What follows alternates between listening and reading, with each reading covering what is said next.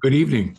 This is the Elliott wave update for the S&P 500 and the NASDAQ 100 for Wednesday, March the 22nd, 2023. Well, Mr. Powell stepped up to the mic and Mr. Powell said his piece, and the Fed, as a governing group, raised the interest rates 25 basis points. So we got some clarity, and then we got additional clarity from the press conference, where Mr. Powell made it very clear when asked, what about for the balance of the year? Are we going to see any rate cuts? Whereupon he said no. He did not expect any rate cuts for the balance of 2023. On and on, the market kind of got into the gear.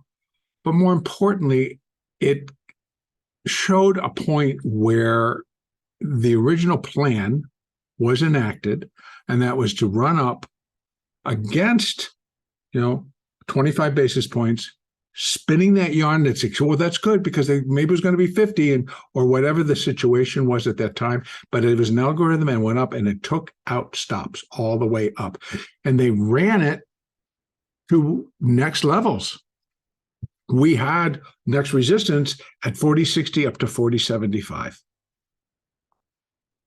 And then additional just above that. But ultimately, we had resistance up to 41.09 for a wave two. High, yes. Allowed for, yes. Wanted, no. Now, more importantly, what I had been discussing yesterday, I've been discussing all along, that we'll know when the high is in, because what I look for is an absolute clear rejection of that level that just printed. Now, even though this bar closed green, it still, in my book, is a rejection. And what followed was confirmation of rejection.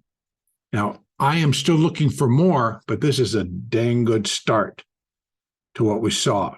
What we also saw was that as it slid first higher, then lower, it really wreaked havoc with positions that were going to close in a couple of hours. The DTE, the zero DTE options wreaked havoc on what was going to happen, volatility, what was going to happen. And so those options had pretty high volatility coming into the Fed decision.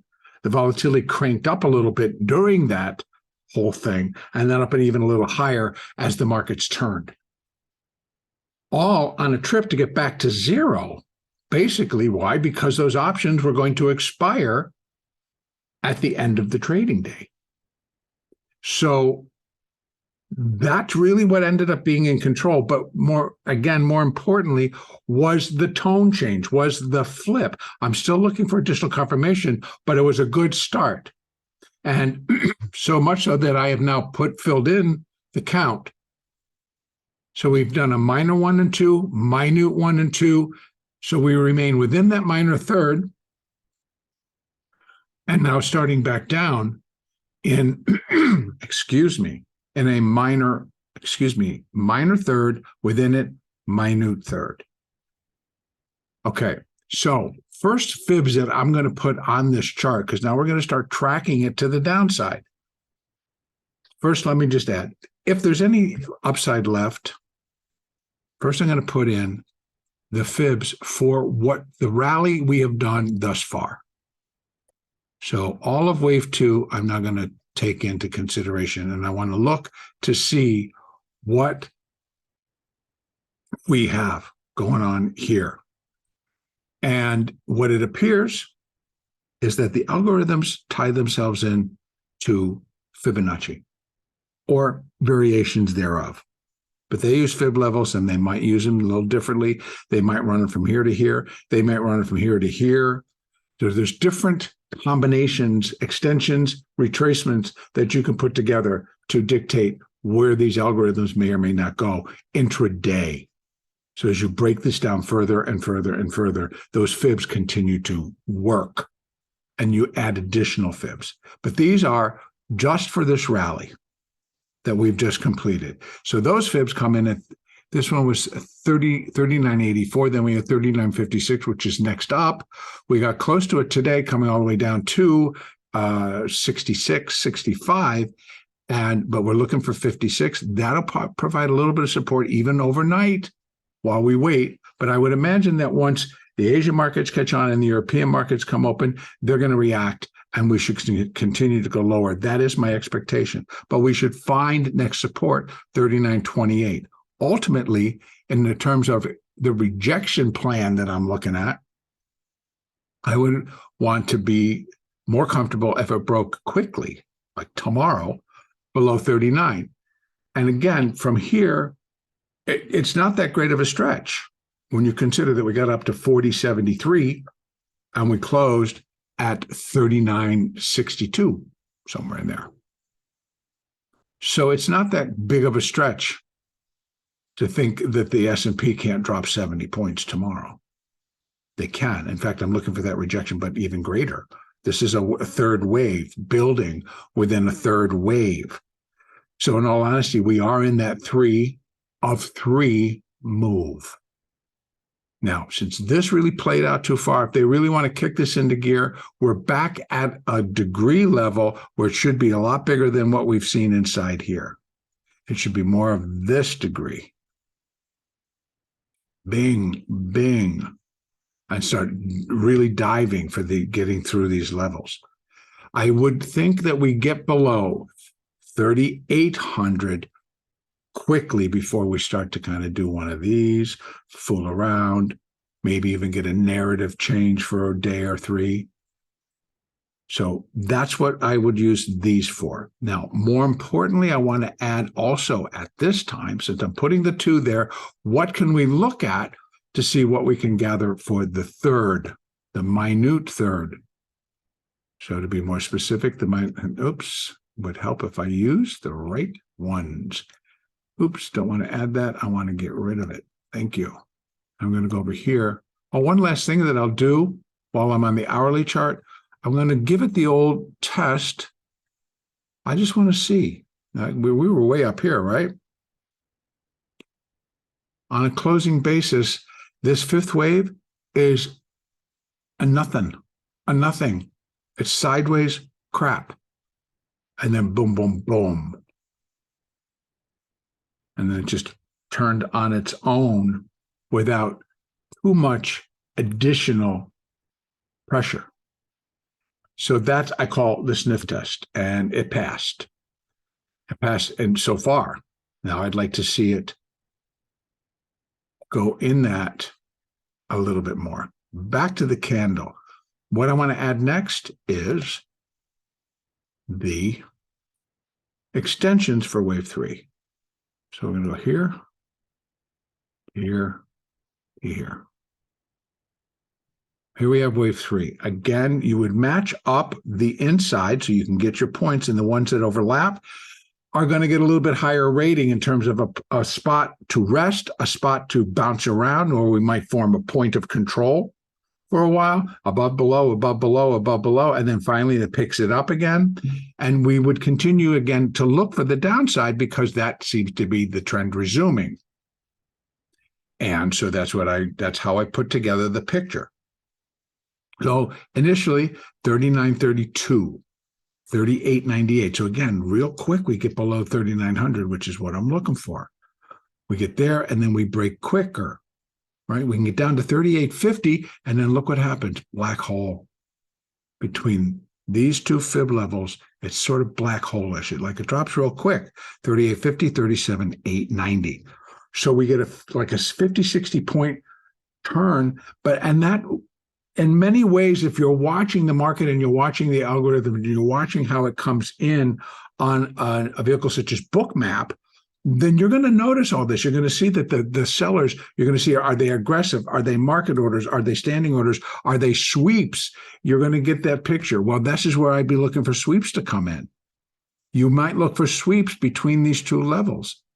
You're going to pick up some good points. Not as many as you would get here, But now you're building your trading picture, so to speak, because you're going to begin to see this, and then you see what the market is doing, and now it's being backed up by what institutions are doing. What direction are they taking it? Where do they want to go? And then we're going to be looking at DTE options, zero DTE options. I said, this is what I do in the trade room, along with Dan Ascani. We have a lot of information that we're now agreeing to share within a trade room context. And a day like today, it was beautiful.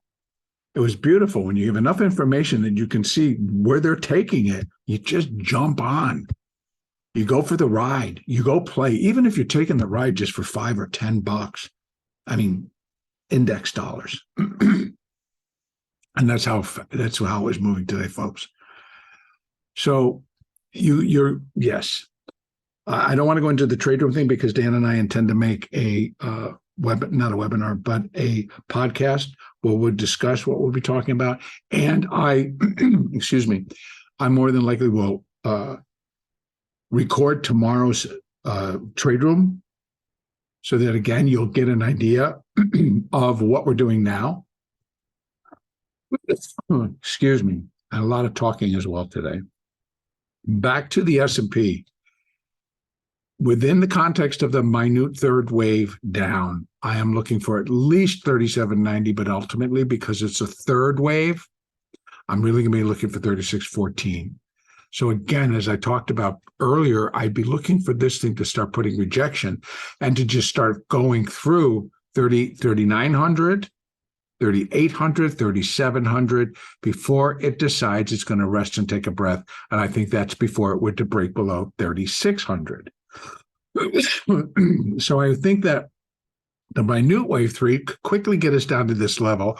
We do a decent bounce, but it's only a minute 4, and then we come back down in a minute 5th to put in a low below 3,500 to complete the minute third. Then we do a 4 and a 5 to complete the minor third. Ultimately, I think we still get down towards 3,100 to 2,980 before we finish this larger C wave that we've been doing. So I've just gone from the very small to the larger picture that still does talk about 3,100 down to 2,980 before we get a stronger rally, but a more believable rally and a more consistent and tradable rally. All right. So moving averages, well, the 200s have decided to go flat again. The 50 is basically, and this again is the 1 hour chart. The 50 is turning. It turned. Even the 200 started to take a little downward slope to it. And the 20, the 4, the 8, all thing going down. So it's turning. Over in the NASDAQ, basically, it is the same story. And as these fibs start to play out, we will, as this move starts to play out, I will be able to start honing in and putting additional fibs to fill all of the gaps to mark us as we walk our way down, all the way down. And if it goes to plan, and I know somebody might tell me, oh, you're jumping the gun. It's like, no, I've been counting this pretty closely. So now I want to do the same thing coming off. All right. In the NASDAQ, same deal. Give it the sniff test. Going to go down, put it on the line chart. Wow, even better. Here, nice clear, right? If this is 4, and then I'll even let 4 be there. But even 1, 2, 3, 4. 1, 2, 3, 4, 5. Put it back so that could complete there. Did I do it? There it is, way up there. Why? Because the candles went way up there. The candles went boom up to 13,071. Again, the thing was, it's like once the number came out, I was actually surprised that they would turn an algorithm on to go that high. I thought for sure we'd go above 12,900 because we were already there. Maybe closer to 13,000, but they went just right over it and then kept going for the grab, reaching for every stop they could get their hands on and trigger that to go higher and start selling. And that's what they did. Now, again, same market here in the NASDAQ as in the S&P. I am looking for a continuation and additional confirmation. First of all, we need to break below 12,000. And that, folks, is way down here. Definitely looking for it to break below that B, which is at 11,810. But when we started to go through things, then you started seeing the larger orders sweep down in the future, just clearing out bids and going down to where there were resting bids and taking them out. So that's how the trading switches, right? This run up, they were looking for resting sell orders, number one, because some people needed to buy in the algorithm, but they were looking for stops as well. So now, downside, some algorithms will be looking for sell to sell into stops to push further, to go further, and that should work. All right, so if I put the same retracements here on this chart, we're going to find that we do have some insight. So again, these are the internal ones for this inside move, right? So we're looking at just this C wave. So those are the fibs for the C wave. And we have some overlap because we also have for the start of traveling down. So we have initially 12,590. So again, we're looking for how we're going to get ourselves below 12,000. We've got a lot of internal support within all the algorithms or anything that's going to hang on to the potential that we could rise and go above 13,000 again.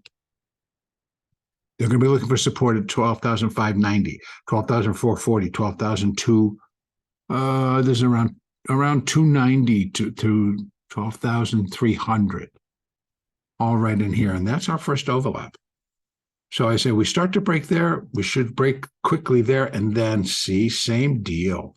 We drop into what I consider a little bit of a black hole where the market, we may see the algorithms and we see that the sellers will just come in with sweeps. They'll come in with running orders and they just aren't really showing how many they've got to sell. But it's like it's just going to go and go and go and go and go and just hit everything on the way down.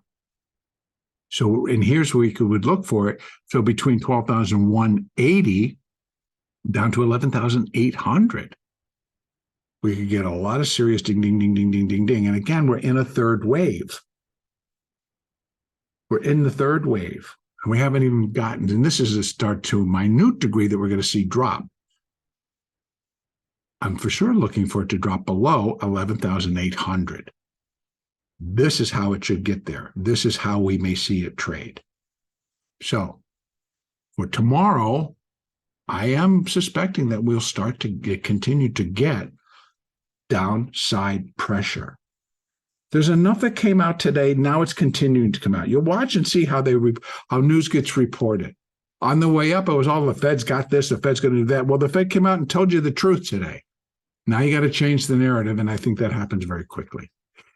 Moving averages, again, are still on the 1 hour chart, pointing higher, actually, but the 200, that's got its little nose headed lower, right? It's ready to begin its descent.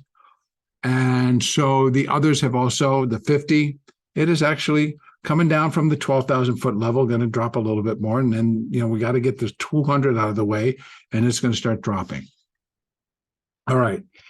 That's where I'm going to end it for right now. And our next update will be on Thursday, the 23rd.